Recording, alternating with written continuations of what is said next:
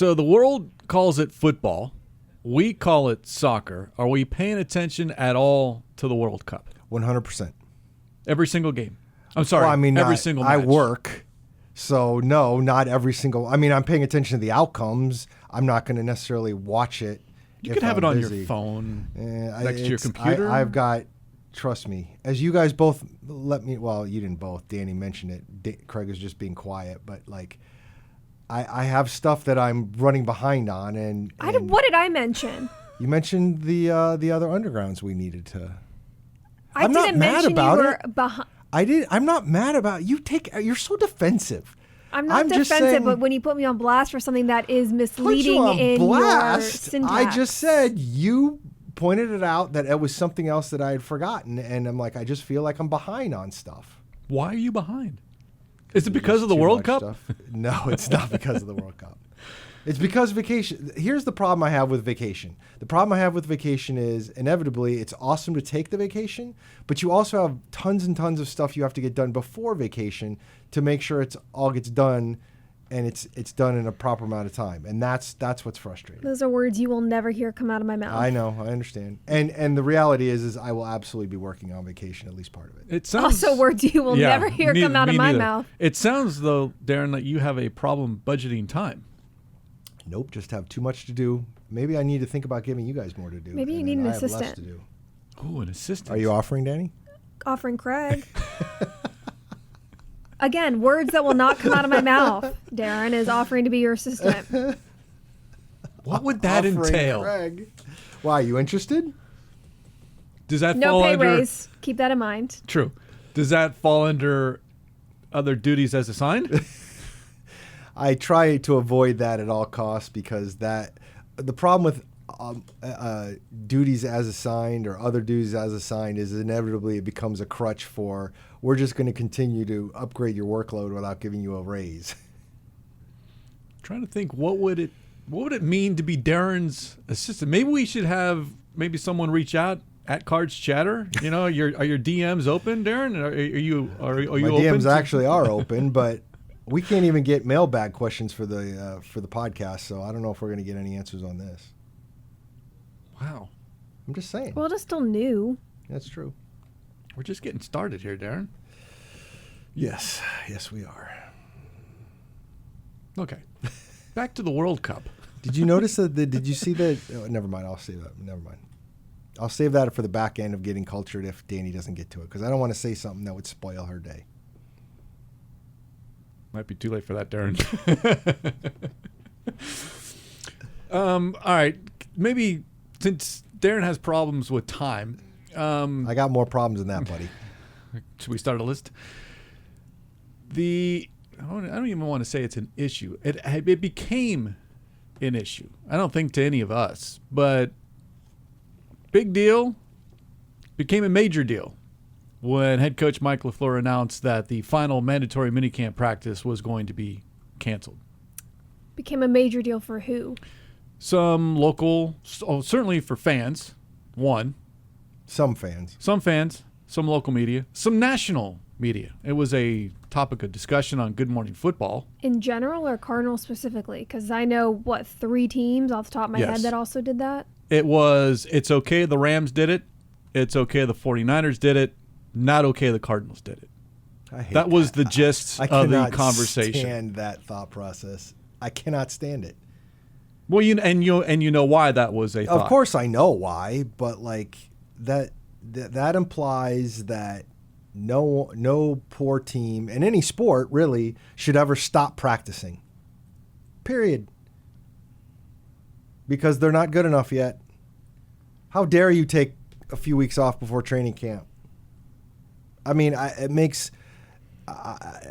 just irritates the hell out of me. That's just I'm going to say some stuff that's going to offend people. Look, so I'm the main goal is to walk away from off-season programs healthy as you can. And why would you risk having your players out on the field for an extra day of practice if nothing is going to be different? And we more or less heard that from head coach Mike LaFleur going into mandatory minicamp, that it was essentially going to look the exact same that voluntary OTAs had looked. So they had a day of practice, And the second day when practice was canceled, they were still in the building. They still had meetings. They were not just completely cut loose and said, okay, nothing to do today. They were still productive. The Cardinals in particular are also getting an extra week of training camp practice and an extra preseason game. So to think that one practice where you're not even allowed to really pressure quarterback or get handsy with a receiver as a DB, and you don't even have everybody out on the field because you're trying to keep especially your starters, your players who have put a lot of wear and tear on their bodies safe and healthy. You think having that practice is going to be more valuable than that week of training camp, that extra preseason game, and making sure everyone is healthy? I can understand you want to make sure you are getting the most out of an offseason. And this is a Cardinals team that has a lot to prove and many different facets. But you cannot truly believe that the difference between winning or losing a Super Bowl or making the playoffs is one practice. I'm fascinated to know what these people are going to say when in 3, 4, 5 years, whenever it is. And one of the things that I know I'm speculating, but still, stay with me, Craig. I'm not going anywhere. This is Darren's show. When we get to the point where one of the things the owners surrender in the collective bargaining agreement to get to 18 games is essentially you'll get 5 OTAs and 1 minicamp, and that's it. And the players have all the rest of the offseason to themselves. Does that mean bad teams will have no chance then? Because that's what I'm being told right now, is that if you cancel one practice, then you've got no chance to compete. So obviously, if the Cardinals had practice, then what? Then they were going to be in the mix? Here's the other nuance. With the exception of a handful of players, the Cardinals had a lot of players, almost full attendance, throughout all of voluntary OTAs. If that were not the case, if this were more of a veteran-heavy team of players who kind of did their own thing, like a Josh Sweat, right? If you had half a dozen of quote-unquote Josh Sweats, right? And so you wanted to take advantage of that extra mini camp practice, I would understand that. If it was going to be the same thing that they've done for weeks when you had almost everyone there, it really doesn't make that much of a difference. And you're also trying to make sure that these players are mentally getting ready for what they're about to come back to after this break. Again, with an additional week of training camp practice and an additional preseason game on top of it. You said something earlier that it needs to be repeated because this team did not practice last Wednesday. They were in the building. It wasn't like Coach cut them loose Tuesday and they had an extra day. They were here for meetings. There was a walkthrough. There was a team meeting mid-afternoon. So they were in the building. Also, if he had... There was very abrupt there. If he had cut them loose Tuesday afternoon, it wouldn't matter.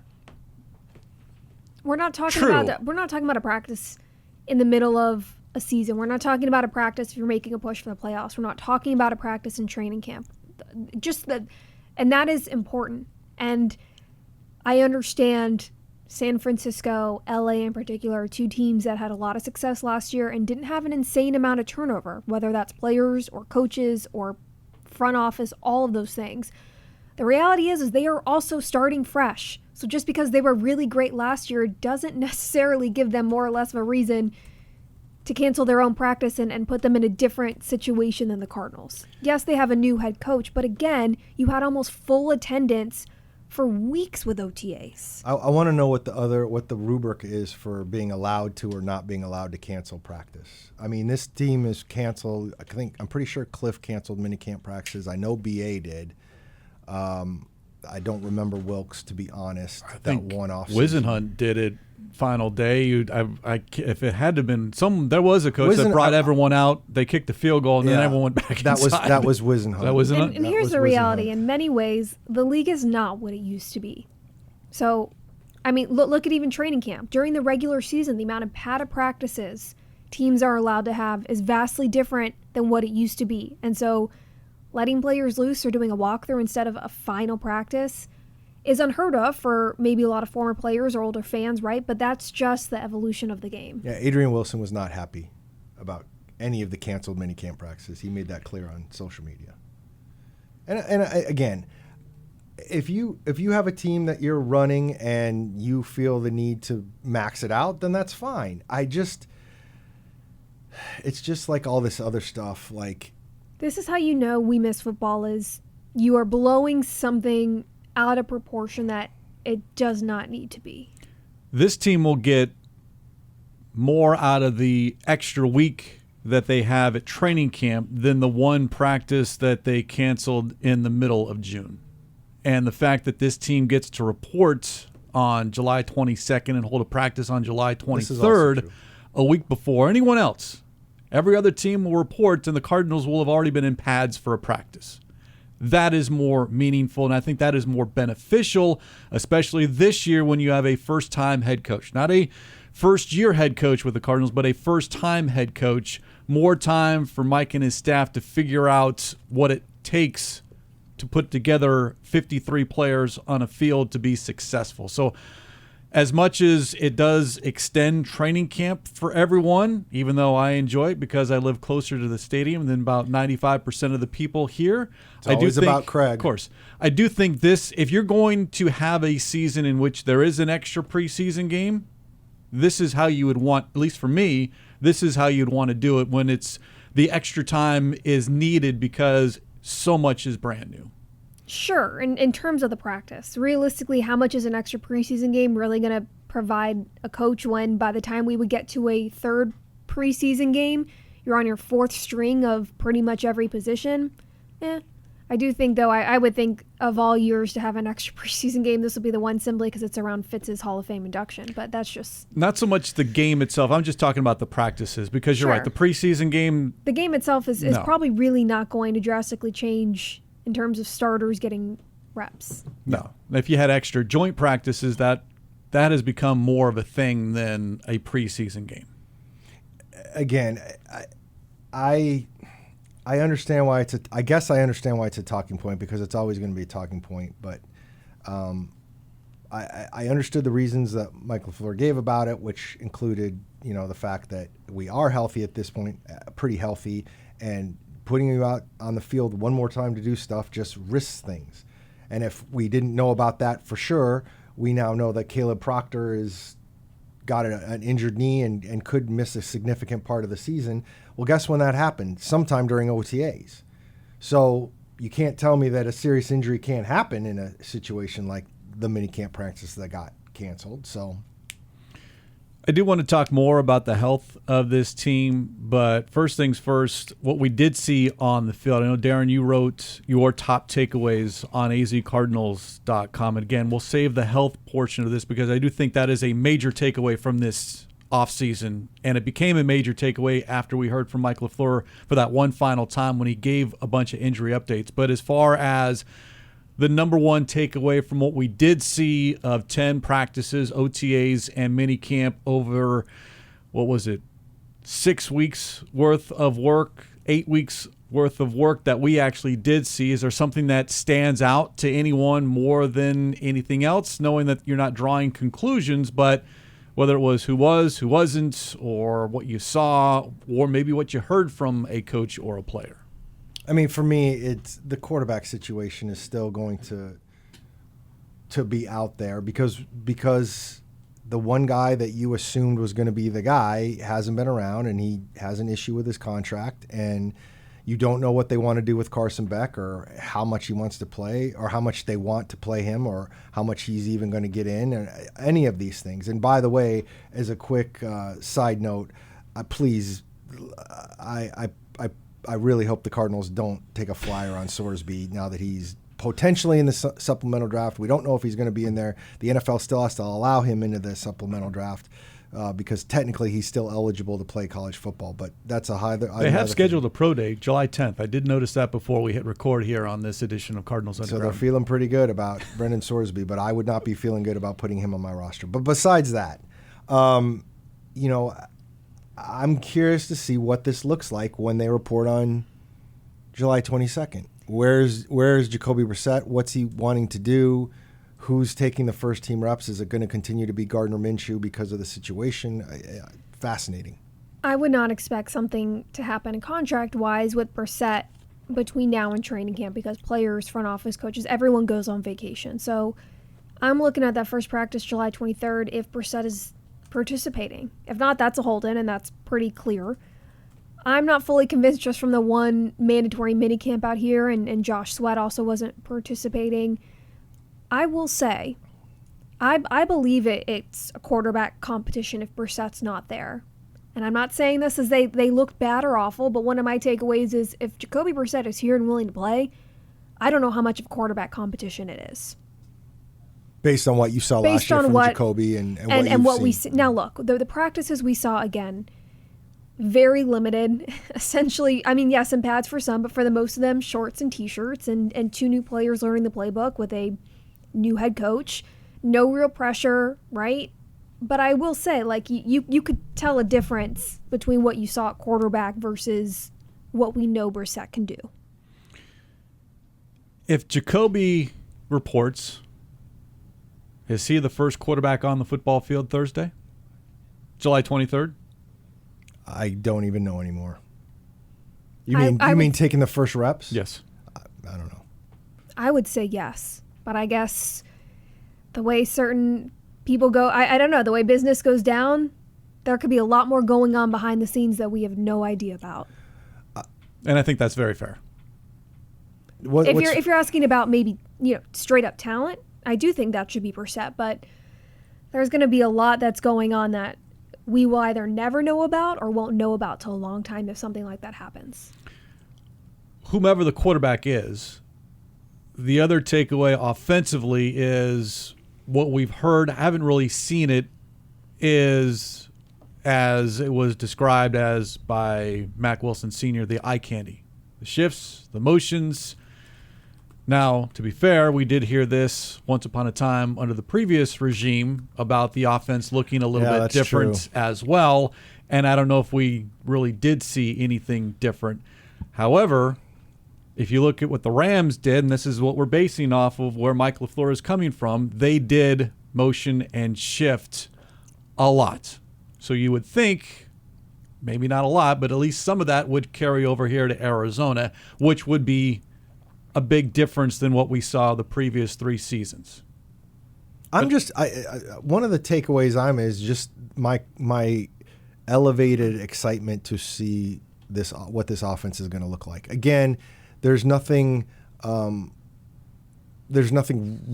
with what Drew Petzing did or having a defensive head coach, but having an offensive head coach and knowing that one of the reasons you hire him is because he is an offensive head coach, it kind of makes you feel like, okay, I really want to see what this looks like. And I do think skill-wise, and even with the offensive line, as long as it stays healthy, like I think they have some pieces. Now, we just talked about the most important part of the offense is an unknown right now, but still, I am fascinated to see what all that looks like, and how much of it we see in training camp that's public. Yeah, I know we went through this with Cliff Kingsbury, how much was shown versus how much was kept quiet. I do think at some point you have to practice what you plan on do during the season. Well, they will do that, but likely during closed practices, I think is what Darren is referencing as well. You're not closed wrong. To the media. But if we look, and they have not announced training camp dates yet, but if you look back at what's happened with this team the last couple of years, like they're going to have a good chunk of practices that are after State Farm Stadium, and for a fact one of them is going to be against the Packers. Now you're going to want to be careful what you're showing to the Packers, I would assume, to a certain extent, but there's going to be plenty of time to do stuff and practice for the season once the public stuff is over.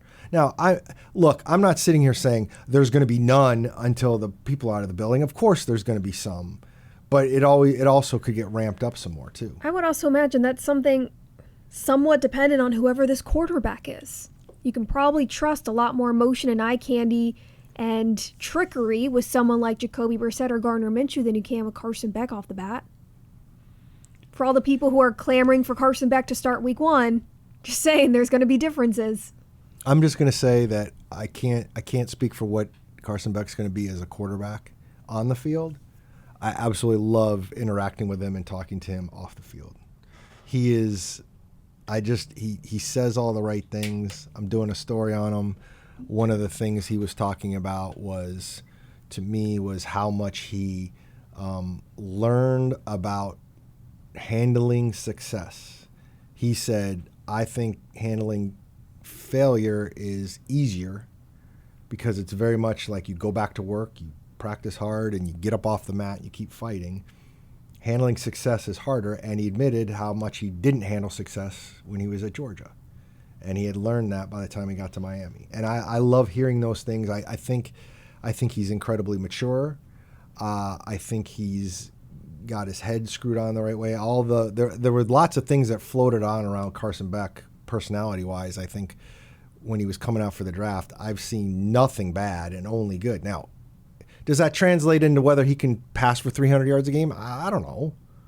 But he's a guy that you're going to be able to root for, I think. If you have success, do you get complacent? Where it becomes too easy to where you don't need to keep putting in the work every single day? Was that part of it? He didn't really get into it. I mean, my guess is, judging by the situation, also, I mean, I'm sure there was a part of it. He was not specific about this. But I wouldn't be surprised if part of it was you start feeling like you're real hot stuff. That's why you hear a lot of it's not about the destination, it's the journey. What do you need? What it takes to get to where you want to be. I mean, we've all covered teams or players on specific teams in general where you start smelling yourself in the NFL, right? You go on a little bit of a win streak. It's not always something that you learn in college. Sometimes you have to wait until the pros to kind of find yourself in that situation. Sometimes you don't even need to be on a win streak to be that way. Sometimes, sure. Subconsciously, you just stop doing what you did to get to where you are. I am intrigued from Darren's article about more of his takeaways, what the defense is going to look like.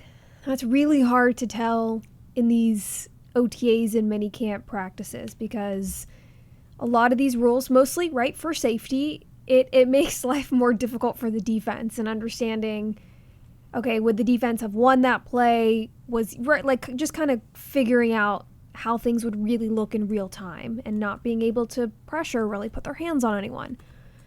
The defense as a whole, I mean, you can talk about any position group. Defense as a whole is a big question mark for me and a big area, that's one entire side of the ball, to be looking at in training camp and looking for differences. What are we going to see? When we heard from DC Nick Rawlis recently, he said that one of the things when he was looking back on was maybe things were not as simple as they needed to be, to put players in positions to make the right call, the right decision, and understanding what their role was going to be on any given play as quickly as they needed to.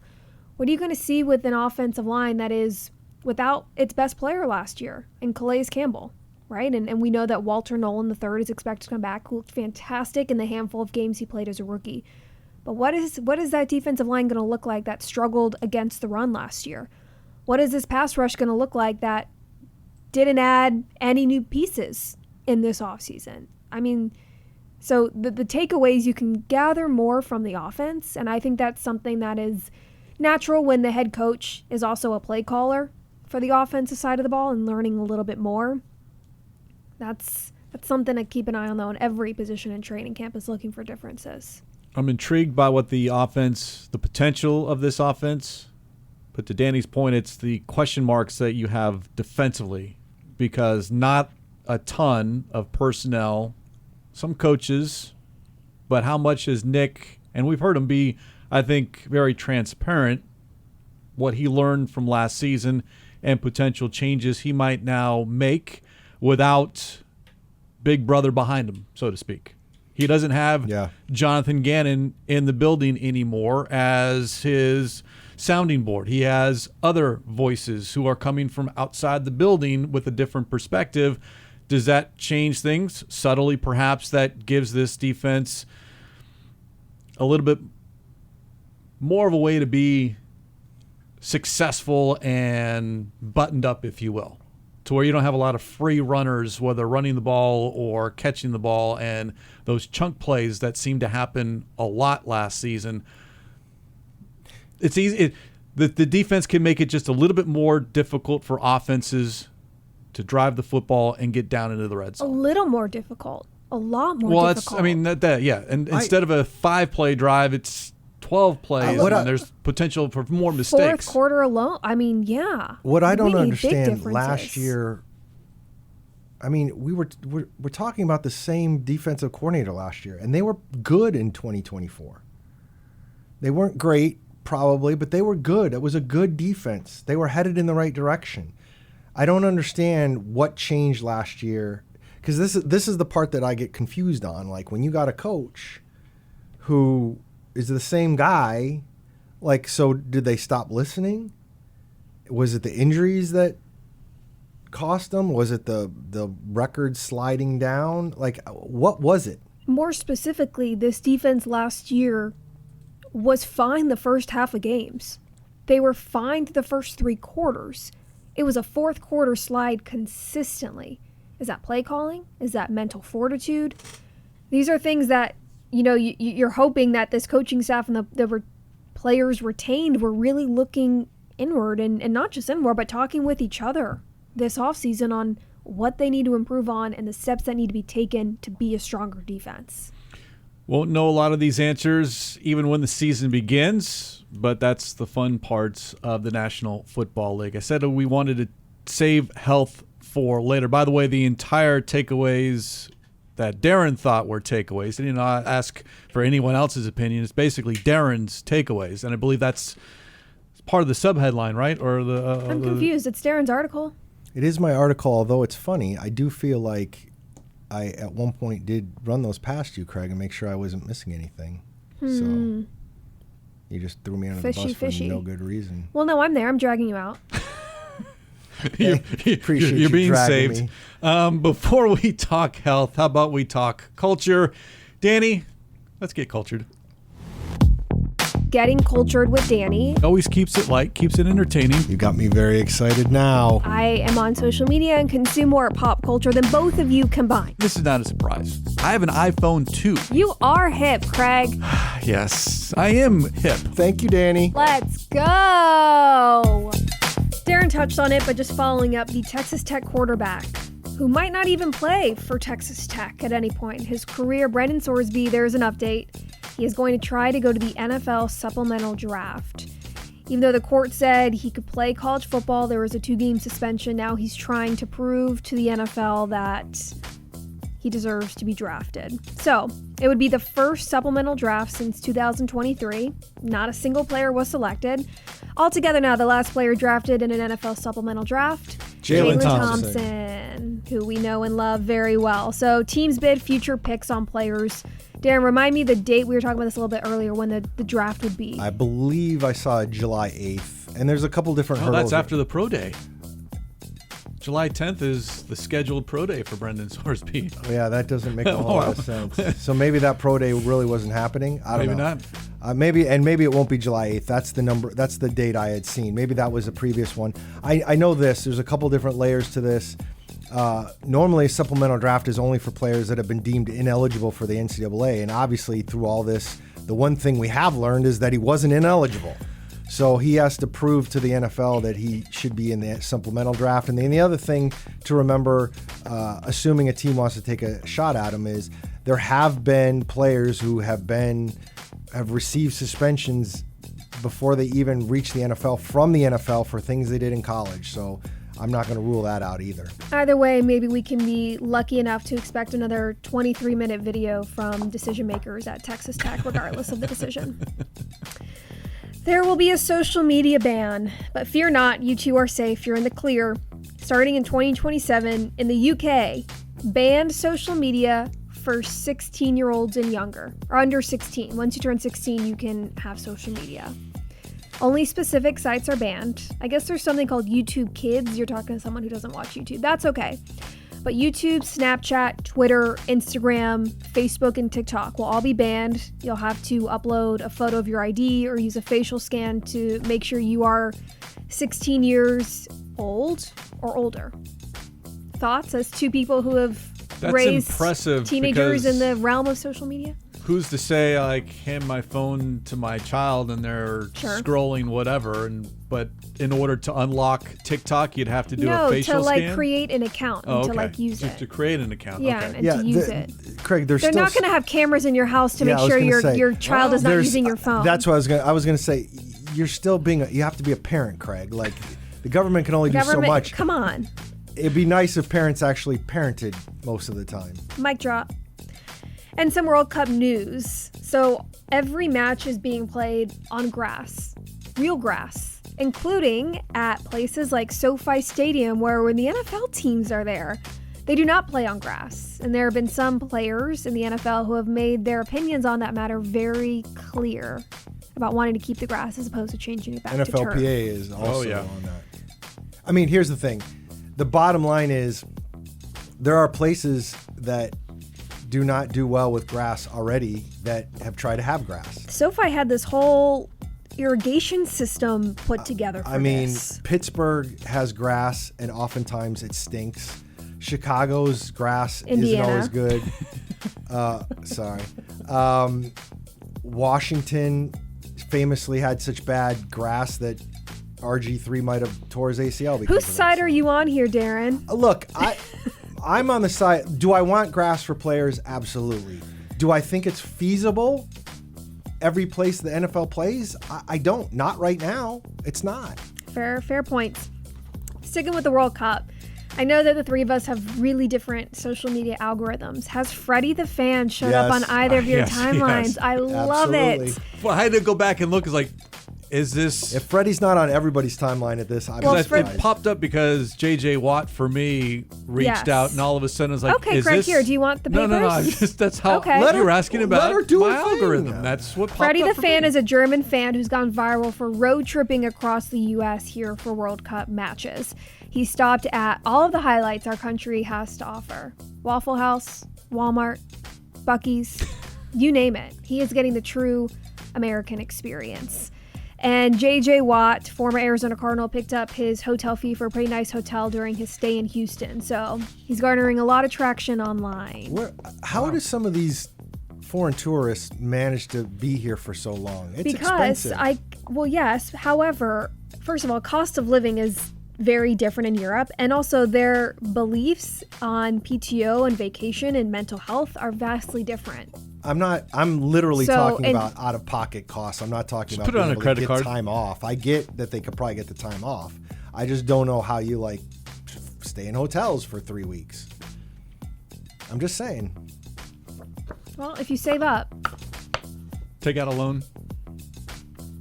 I guess it's a And the last bit of World Cup news, the two fans that are trapped inside a box on purpose. I miss this. In Times Square. Two fans, they are each paid $50,000 to watch all 104 World Cup games in a transparent cube set up in Times Square. So that's a couple weeks. They had more than 6,000 applicants apply. Now, they do get to stay in a hotel at night, and they're served cuisine from some of the countries that they're watching play, which is fun. But one fan from Florida actually quit his job. He was a server in a restaurant, but still, one of these two guys, he quit his job to watch World Cup games in a cube. Kind of the dream. I'm blown away. You wouldn't do that? You wouldn't sit in a transparent cube in Times Square to watch soccer? I might if I had the time. It wouldn't be the worst thing in the world. I would. Yeah, it could be worse. And lastly, per our Jim Alejandro Behind the Glass, we have a fun little clip to include here from our own Jeremiah Love. Well, I seen like a clip on TikTok, right? And I think it was the bombshell girl that came in. And long story short, I think Melanie girl, right? She jealous of the bombshell because the bombshell, that girl, the dude that Melanie was talking to, want the bombshell, and like she intentionally dropped her into the slime on some just. It was just some hate. It was messy. It was hate. It was some hate. And then the bombshell was like, she don't want no fake stuff, all that type of stuff. Like no fake love. Yeah. So I seen that. I know you guys begged for more Love Island content, so okay. There you go. You've been cultured. You're welcome. I'll rely on you, Dani, that's for per Omo in the Love back. Island. Okay. All right. Fascinating. Appreciate that, Dani, getting cultured. I just like there was so much football in her getting cultured. Or Futbol. There was. Or soccer. Football. Futbol?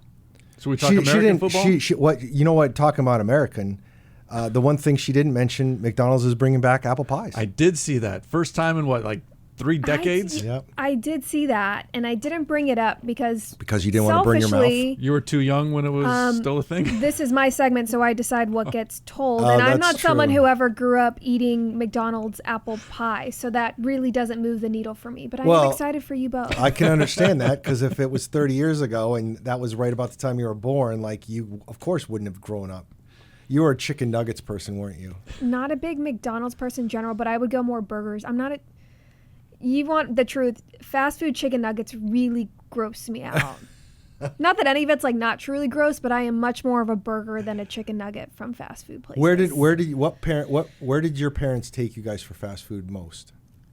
Probably Sonic right across the street. It's right next to the McDonald's, but Sonic. And then in 7th grade, across the street, you guys were right there. When I say across the street, you could walk out my front door and I could throw a rock at the McDonald's across the street. You live in a major thoroughfare? What the heck? But in 7th grade home ec, twice actually, we watched Super Size Me. I don't know why that was part of the curriculum. And so I haven't really eaten McDonald's since. That's fair. But I am excited for you both for the return of the apple pies. I might actually have to venture over to McDonald's. Bottom line is, if you have never absolutely obliterated the inside of your mouth by burning it on a McDonald's apple pie, you aren't an American. Oh, bottom line. That's me, I guess. Screaming in pain. Go right ahead. Something a goal to reach. Something Dani can do while she's on vacation. Walk across the street and go to McDonald's. She probably won't, but she could. Sonic. If anything, we did that for the McFlurries. That I would go to McDonald's for if the machine's working. That is true. Number of times you go through a drive-through and the milkshake machine's not working. We weren't allowed to get milkshakes. That explains so much. I mean, we could get them once in a while, but just in general, you couldn't just get. If we were going to McDonald's for a general meal, you weren't getting a milkshake. It had to be a special occasion. Oh, I'm sad for you. Poor Darren. Want me to buy you one? No, later this didn't afternoon? Miss out on anything. I feel bad I'm just for you. Saying. Okay. Wow. We'll try to uplift you here because we do have some good news. What's that? Garrett Williams, potential return week 1. Yes. And I am stunned beyond belief. First, when the injury happened, it was December 21st. And before we even knew what happened, just how Garrett went down and the reaction was okay, he's done. Not only for this game, this season, and potentially all of 2026. And now all of a sudden it's, hey, we could see him week 1. Definitely we'll see him. I won't say definitely, but he's going to be out there at some point during training camp, barring any setbacks, as Mike LaFleur mentioned. Apparently setbacks is an okay word to say now if you're a head coach of the Arizona Cardinals. I don't think he was that clear. I'm curious if this is some sort of smoke as we still kind of learn LaFleur and some of the phrasing, right? Because I'm obviously not a doctor, shocking, but there's a reason typically, right? The 9-month mark is a really not popular, but a pretty standard return time to prevent injuring that body part again, his ACL, right? His knee. And not to say that, they put him on the field before he's healthy, but I'm curious of saying, oh, there's a chance we'll see him at training camp. There's a chance he'll be ready week 1. Sure, there could be a chance, but it's so unlikely and they actually don't expect him to be. But, right, I wonder if there's some sort of smoke behind that. Now, could he maybe start practicing at the end of camp and then he's not put on PUP and it takes him a couple of weeks to kind of get back into the swing of things? Sure. Week 1 seems... is crazy the best word? To me, when I heard it, it sounded crazy. As someone who doesn't know the details of his recovery process. First of all, I want to clarify. It's Achilles. It was Achilles, you're right. Thank you. I was saying knee, but you're right. Achilles. You know why? Because I was looking earlier and he hurt his knee for 5 games at the beginning of the year. And he's had one before. Here's where I struggle with that. To what end would it be to say that he should be back in camp and he has a chance for week 1? What's the upside of saying that if there's not a real chance of it? Well, I'm just saying, is it a high enough chance that it's plausible, or are they just saying that as... Give me a percentage of how high the percentage need to be for it to be plausible in your head. 50-50? Higher than that? 50-50? I think absolutely it's 50-50. First of Okay. all, I will say this. I had heard some things because I had asked around before he said that when I forget what context I was asking somebody about it, and they're thinking he's going to be back in September. It would be because I was assuming great. November or December because he didn't get hurt till December 21st. Now, whether he's ready to work week 1, I don't know about that. But I do think he's got to be in a much different place. And the way LaFleur talked about it is exactly how I would think somebody would talk about it if they told, for instance, us, yeah, he might have a chance to get week 1. That's how we would talk about it if we had to tell somebody else, is what he did. It was his tone. It was his facial expression that, this is a Well, possibility. he basically said, we thought it was going to be way later, and it doesn't look like it's going to be. Now, again, I don't, like Dani, I am definitely not a doctor. I didn't even stay at, never mind. But I think Dani's right to the extent that, they're not going to push anything. But, when you said, to get to the point where he's not going to, they're not going to put him out there if there's a chance. I understand. Yeah. I'm a little more weary of, not weary. I guess I didn't buy in as much as the two of you of saying there's a chance, meaning, it's close to 100% we will see him. I took it as there's a chance. Don't get your hopes up. There's still a chance we don't see him out there during training camp. So we took it differently, which is fine. It was refreshing to hear any kind of injury news whatsoever. Disagreeing with that. What would you think is more likely of the things he talked about? Is it more likely that Caleb Proctor misses the entire season, or that Garrett Williams is back in September to play football, in games, to play lacrosse, whatever? But I would probably say it's more likely that Garrett Williams comes back. It's I don't know, apples to blueberries even. You're asking me about a 6th-round rookie who had, a handful of practices and tore his meniscus and is going to come back and be ready to play in a game at the end of the year after 2 weeks of practice? The reason it's not out because those are the two things he brought up, and I thought they were two very I understand why you say what you said about Garrett, but for me to hear him saying the guy hurt his meniscus and we think he could be gone for the season, which that's an injury that I wouldn't think at this point in the year would be season ending. To me, that was more surprising than what he said about Garrett Williams for me. September would not shock me to come back from an Achilles, so it's not super far from September, right? It's different than if Williams had been riding May or early June. I don't know. I would love to see him out there. He's a great player, right? Great person. I would be surprised even after hearing that if at some point in July of camp he's out there and he's full steam. The subject of Garrett's return was a question that you got, Darren, in this week's mailbag. So why don't you hit us All right, with so mailbag time. Mailbag question time from Ray L. A couple of things, Darren. One, I was glad to hear Coach LaFleur giving some clarity about injuries. I know JG didn't like saying much, and sometimes I understand that, but in the middle of the offseason, I don't know why a coach can't just let the fans know what's going on, which we talked about before. That was, forgetting what he said, it was kind of cool that he was willing to say that. Now for my question, it's great to hear Garrett Williams is doing well. How well? We are obviously not sure. Do you think he plays ahead of Sean Murphy-Bunting?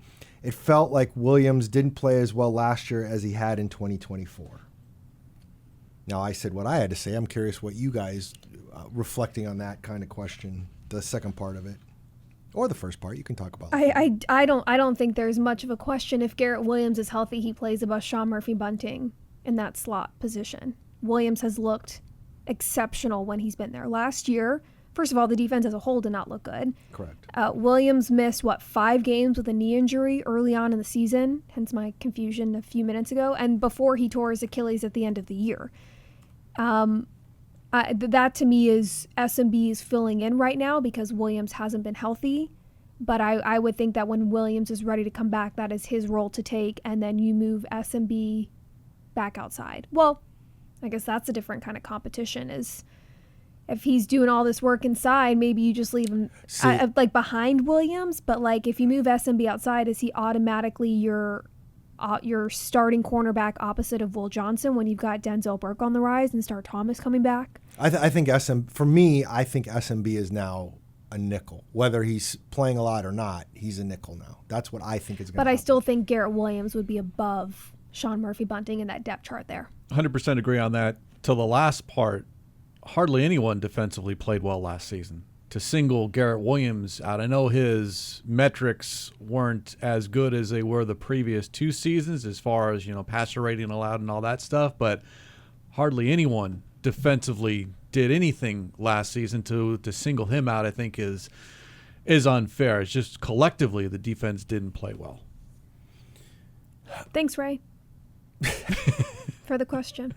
Yeah, I said it before. I agree with Dani. I think Garrett Williams is your guy if he's healthy. And here's the other problem that you're going to have. And I've watched a lot more ACL recoveries than Achilles recoveries, so I don't feel as comfortable talking about them in my experience and how I have done things. But in terms of ACL, there's been a number of players where they come back from the ACL and technically they're healthy, but it takes them a while to really ramp it up. And so the question is can Garrett Williams not only come back, but get to the level he needs to?